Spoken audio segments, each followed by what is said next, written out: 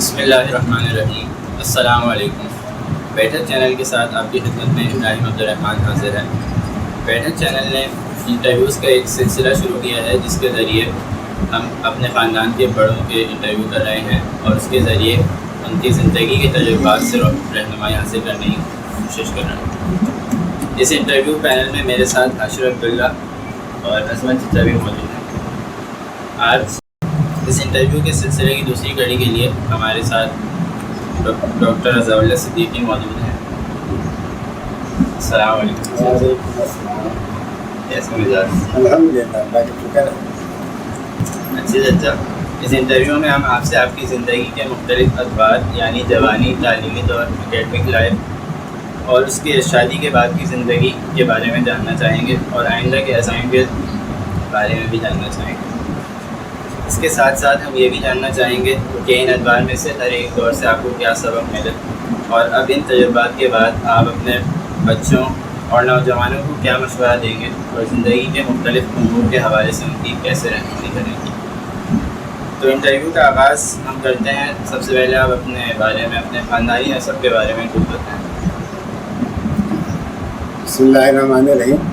بہت شکریہ بھائی انٹرویو کرنے کا آپ لوگوں کا۔ ہمارے خاندان کا جو پس منظر ہے وہ یہ کہ ہمارا تعلق ہے غازی پور انڈیا سے۔ انڈیا کا صوبہ ہے یو پی کا ایک شہر ہے بنارس کے قریب، غازی پور ڈسٹرکٹ ہے اور پرانا شہر ہے، اور اس سے ہمارے دادا کا بھی تعلق وہیں سے اور ہمارے نانا کا بھی تعلق وہیں سے۔ ہمارے دادا حاجی امانت اللہ صدیقی وہ کوتوال بنارس رہے تھے اور سن 1929 میں انہوں نے ریٹائرمنٹ کی۔ تو غازی پور کا ایک گاؤں ہے بزرگا، اس سے ہمارے دادا کا تعلق بزرگا گاؤں سے تھا اور ہماری دادی کا تعلق پہتیا گاؤں سے تھا۔ اسی طرح ہمارے نانا جو ہے نا ان کے گاؤں کا نام تھا نو پارا اور ہماری نانی کے گاؤں کا نام تھا دھرمت پور۔ تو غازی پور کا ایک یہ ہے کہ سن سید نے جو سب سے پہلے محمدن ایجوکیشنل اکیڈمی کی طرف سے جو ایک ادارہ قائم کیا تھا، علی گڑھ انہوں نے بنایا تھا نا، سب سے پہلا ادارہ جو انہوں نے قائم کیا تھا علی گڑھ سے پہلے، وہ غازی پور شہر میں محمدن ایجوکیشنل اکیڈمی نے ایک درسگاہ قائم وہاں پہ کی تھی، غازی پور سے اسٹارٹ کیا تھا۔ یہ تعریف ہے ہمارے پس منظر یہ ہے۔ پھر ہمارے والد جو ہیں وہ جب پاکستان بنا تو 1947 میں ہمارے جو بڑے ابا ہیں قدامت اللہ بڑے ابا، وہ اپنے بھائی کو، اپنے بھانجے کو لے کے آ گئے تھے دلی پڑھانے کے لیے، کیونکہ ہم لوگوں کا تعلق گاؤں سے ہے۔ تو ہمارے والد وہاں پڑھ رہے تھے، 6ٹھی کلاس میں تھے یا 7ویں میں، پاکستان بن گیا اور ہمارے بڑے ابا جو تھے وہ شہید ہو گئے۔ ان کو ہندو بلوائیوں نے گھیر لیا اور وہ اپنے ساتھیوں کے ساتھ جا رہے تھے اپنے آفس، تو راستے میں بلوائیوں نے گھیر لیا اور ان کے پاس تمنچا تھا، ان کے ساتھی تو بھاگ لیے، لیکن کیونکہ قدامت اللہ بڑے ابا ہمارے بڑے وہ کثرتی تھے اور بہادر آدمی تھے، تو انہوں نے ان کا مقابلہ کیا اور وہ شہید ہو گئے۔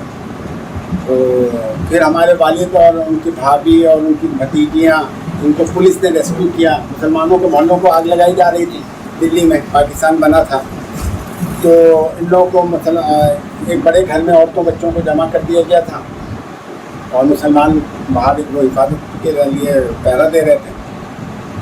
تو پھر انگریز فوج تھی اس زمانے میں، انہوں نے ان لوگوں کو ریسکیو کیا اور ان لوگوں کو ہمایوں کے مقبرے شفٹ کر دیا۔ تو جب مسلمانوں کے محلوں میں آگ لگائی جا رہی تھی تو مسلمانوں کو جو ہے نا فوج نے وہاں پہ لال قلعہ جو دلی میں ہے اور ہمایوں کے مقبرے، اس میں مسلمانوں کے کیمپ بنے ہوئے۔ تو ہمارے ابو وغیرہ وہاں 1.5 مہینہ رہے۔ پھر ہمارے بڑے ابا جو تھے وہ چکلالہ میں ان کی پوسٹنگ تھی، ایئر فورس میں تھے، تو وہ وہاں گئے اور جا کے جو ہے نا بھائی اور بھابھی اور بیوہ بھابھی ان لوگوں کو لے کے پہلے پاکستان آئے، پھر جب حالات صحیح ہوئے تو واپس انڈیا جو ہے نا لے کے گئے۔ اور پھر ہمارے والد سے ہمارے دادا نے پوچھا کہ بھائی ان لوگوں کا کیا آگے کا وہ ہے، ان کا ہم پاکستان جائیں گے، اس لیے کہ وہ چونکہ دلی میں ان کی تعلیم ہو رہی تھی اور دلی میں جو ہے نا پاکستان کے مسلم لیگ کے نعرے لگ رہے تھے کہ لے کے رہیں گے پاکستان، بن کے رہے گا پاکستان، پاکستان کا مطلب کیا، لا الہ الا اللہ۔ تو ہمارے ابو کے خواہش تھے کہ ہم پاکستان جائیں بڑے بھائیوں کے ساتھ۔ تو ہمارے والد जनवरी सन 1948 में अपने बड़े भाइयों के साथ समंदर के रास्ते से पाकिस्तान आए और फिर उन्होंने जो है इब्तदाई तालीम वहाँ पे जो पक्का तालीम जो है मैट्रिक किया कैमलपुर अटक से, और फिर वो अटक से मैट्रिक करने के बाद फिर हैदराबाद आ गए और हैदराबाद से MSc किया और फिर उसके बाद उन्होंने लेक्चरशिप ज्वाइन की। तो ये हमारा एक पस मंज़र है कि हमारे जो बड़े थे, हमारे वालिद इंडिया से हिजरत करके पाकिस्तान आए थे। आपने अपना ख़ानदानी पस मंज़र काफ़ी अच्छे दिलचस्प तरीके से बयान किया। अब हम आपसे आपकी शख्सियत के बारे में जानना चाहेंगे। तो हम आगाज़ करते हैं कि आपके सन पैदाइश से कौन सा साल था और आपका स्टार कौन सा था? मेरी पैदाइश कोटद्दू की है और फरवरी 1966 में बरोज़ जुम्मा मेरी पैदाइश का दिन है। तो और कोटद्दू जहाँ हमारा ननिहाल था, हमारे नाना जो हैं वो पाकिस्तान बनने के बाद सेटल हो गए थे कोटद्दू जिला मुजफ्फरगढ़, मुल्तान से आगे एक जगह है वहाँ। तो और हमारे वालिद की पोस्टिंग भी उस वक्त मुजफ्फरगढ़, जो कोटद्दू जो है ना वो तहसील थी और मुजफ्फरगढ़ डिस्ट्रिक्ट था। तो हमारे वालिद जो है मुजफ्फरगढ़ डिग्री कॉलेज में पढ़ाते थे। उसी वक्त हमारी पैदाइश हुई है। तो ननिहाल क्योंकि हमारा करीब था, हमारी पैदाइश ननिहाल में हुई कोटद्दू में 1966। और हमारा स्टार जो है वो एक्वेरियस है फरवरी की वजह से। क्या आप यकीन रखते हैं? नहीं, मैं इस पर बिल्कुल यकीन नहीं रखता, मेरा इस पर बिल्कुल ईमान नहीं है। बचपन के हालात क्या आते हैं? नए बचपन के दौर के दोस्त याद हैं आपको? हाँ, बचपन हमारा असल में जो इनिशियल बचपन है जिसमें बच्चे की नफ्सियात बनती है, जो कुछ देखता है, वो मुजफ्फरगढ़ शहर में गुजरा। तो हमारे वालिद की पोस्टिंग मुजफ्फरगढ़ में थी। तो हमारी इब्तदाई जो बचपन है कच्ची पक्की मैंने मुजफ्फरगढ़ से की।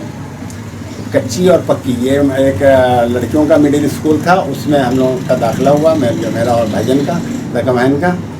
तो हमने कच्ची पक्की जो है वो दरख्त के नीचे और तार पे बैठ के पढ़ी है। और स्कूल जाते हुए हम जो है ना वो स्लेट और तख्ती लेके जाया करते, ना कोई कॉपी ना कोई किताब, और दरख्त के। तो इसमें भी हमें बड़ा अच्छी फीलिंग होती है कि हमने वो जो यानी टाट पे बैठ के और दरख्त के नीचे जो है ना वो तालीम हासिल की है। तो ये है। इसी तरीके से जो है ना वो हमारा बचपन जो है वो यानी हम जब कच्ची पक्की हमने वहाँ से पढ़ी और उसके बाद हमारे वालिद का ट्रांसफ़र हो गया कराची, हम लोग कराची आ गए दूसरी क्लास से। लेकिन वो जो 5 से 7 साल की उम्र, उसकी जो यादें हैं वो एक पूरा असासा है और वो बड़ी दिलचस्प यादें हैं, बड़ी ज़बरदस्त यादें हैं। एक तो ये कि हमारे वालिद चूँकि प्रोफेसर थे और हम लोग जिस मकान में रहते थे किराए के, वो एक डॉक्टर साहब का मकान था। तो 600 गज का मकान था, 300 गज बना हुआ था और 300 गज वो खाली था। जो खाली जो कच्चा जगह थी वहाँ पे हमारे वालिद ने वो लगाया हुआ था, पौधे वगैरह भी लगाए हुए थे और एक बड़ा ज़बरदस्त यानी एक कमरे की तरह का दड़बा बनाया हुआ था। तो वो जो बचपन की यादें हैं वो बड़ी यानी अच्छी महसूस होती हैं जब उसको हम सोचते हैं। तो वो स्कूल जाना और स्कूल से आना।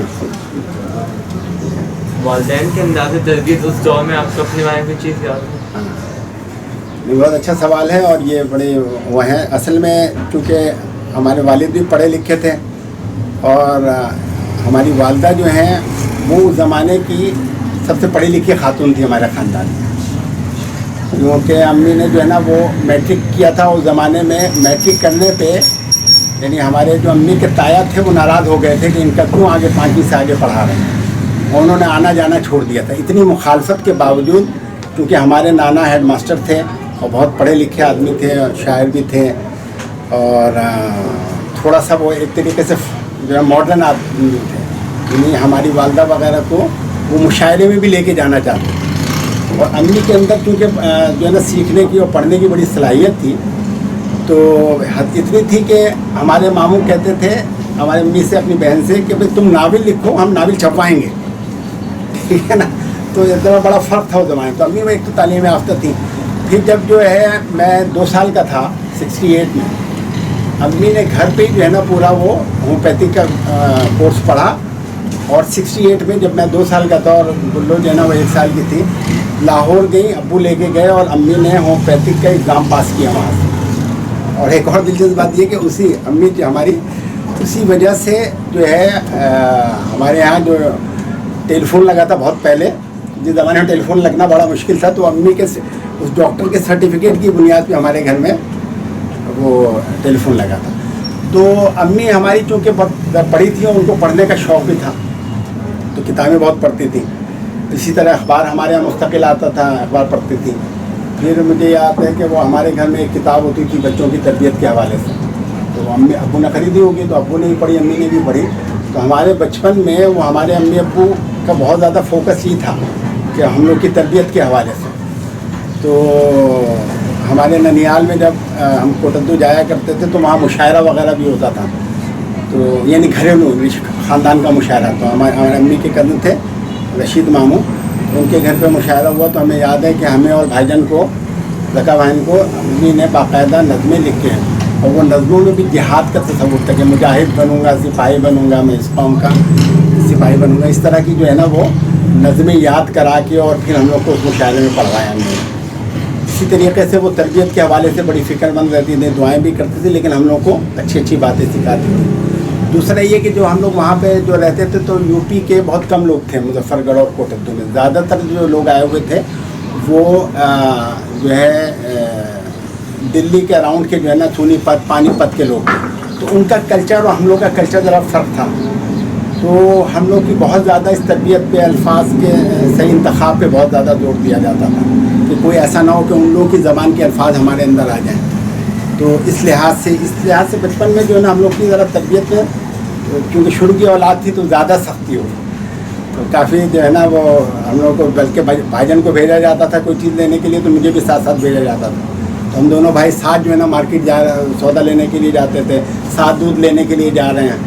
اور اکثر یہ ہوتا تھا کہ جو محلے کے بچے تھے وہاں پہ وہ یہ کہتے بھائی یہ تو چیز ہم نے زمین سے پائی ہے، اللہ میاں کی زمین سے پائی ہے. تو ہمارے جو ہے نا جب اگر ہم لوگ کو اس طرح کی چیز باہر سے اٹھا کے لے آئیں تو ہمارے امی ابو کہتے تھے بھائی اس کو واپس رکھ کے آؤ اسی جگہ پہ. اگر وہ جو ہے نا ڈھونڈتا ہوا آیا اور جو ہے وہ اس کو وہ نہیں ملی تو جو ہے نا تمہاری چیز نہیں، تم نے کیوں اٹھائی.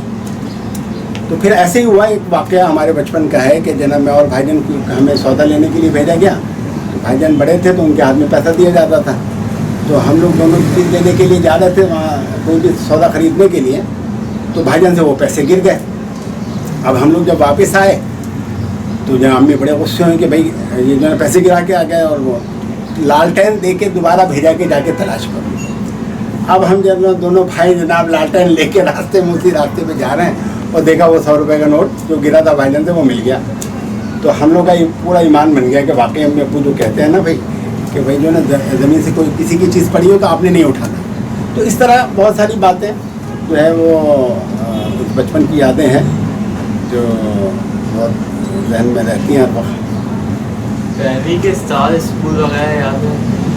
ہاں اسکول مجھے تو اپنے وہی کچی پکی کے جو ہے نا ٹیچر بھی یاد ہیں، اور مظفر گڑھ کے جو ہمارا جو وہیں پہ ہم لوگوں نے پڑھا وہ جو ہماری ٹیچر تھی، حتیٰ کہ میں جب بڑا ہو گیا یعنی انٹر میں آ گیا تب بھی میں مظفر گڑھ گیا تو ان کے گھر پوچھا تھا، ان کے گھر پہنچا، ان کے بتایا بھی میں نے آپ سے پڑھائی کر.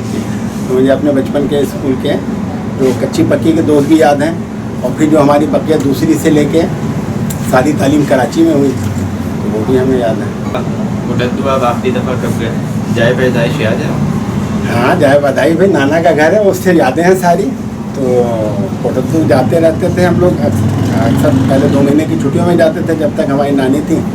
تو کبھی ہم، کبھی بھائی جان، کبھی امی کے ساتھ، اور ویسے بھی جاتے رہے وہاں. کیونکہ مظفر گڑھ شہر میں ہماری 3 خالہ زاد بہنیں رہتی ہیں تو ہم لوگ کا جانا آنا رہتا ہے. اسی طریقے سے جو ہماری امی کے کزنس ہیں تو تینوں بھائی جو تھے ان کے تائزاد بھائی، ان کی اولادیں وہاں کوٹدو میں آباد ہیں تو ہم لوگ جاتے رہتے ہیں. میں آخری دفعہ گیا تھا 2014 میں.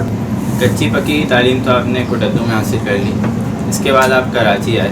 کراچی آنے کی کیا وجہ تھی اور یہاں آپ نے تعلیم کہاں حاصل؟ ہاں ہم لوگ کراچی اس لیے آئے کہ زمانے 70 سے پہلے یہ جو مشرقی پاکستان ہے یہ چاروں صوبے 1 یونٹ کہلاتا تھا. ایک یونٹ تھا مشرقی پاکستان، بنگلہ دیش بن گیا بعد میں، اور ایک تھا مغربی پاکستان. تو مغربی پاکستان میں کہیں بھی ٹرانسفر ہو سکتا تھا محکمہ تعلیم میں.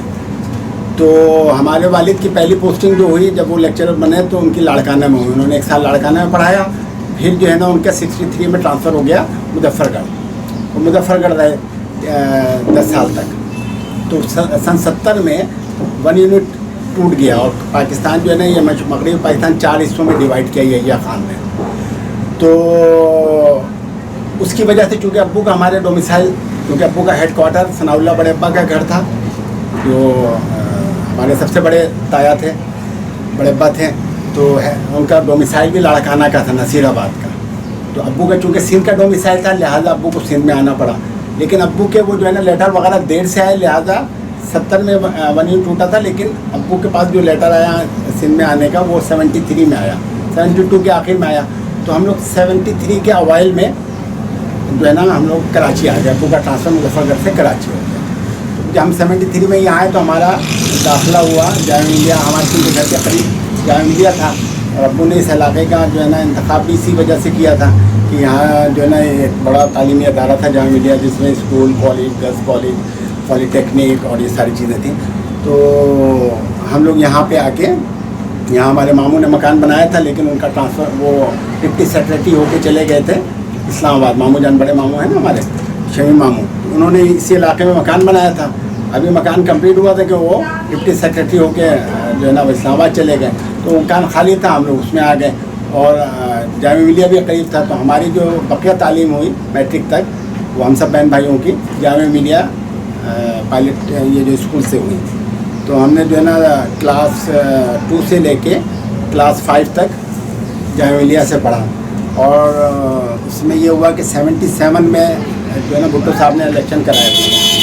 تو ہم اس وقت 5ویں کلاس میں تھے. اور پھر تحریک نظام مصطفیٰ کی ایک تحریک چلی تھی، بھٹو کے خلاف ایجیٹیشن شروع ہوا تھا.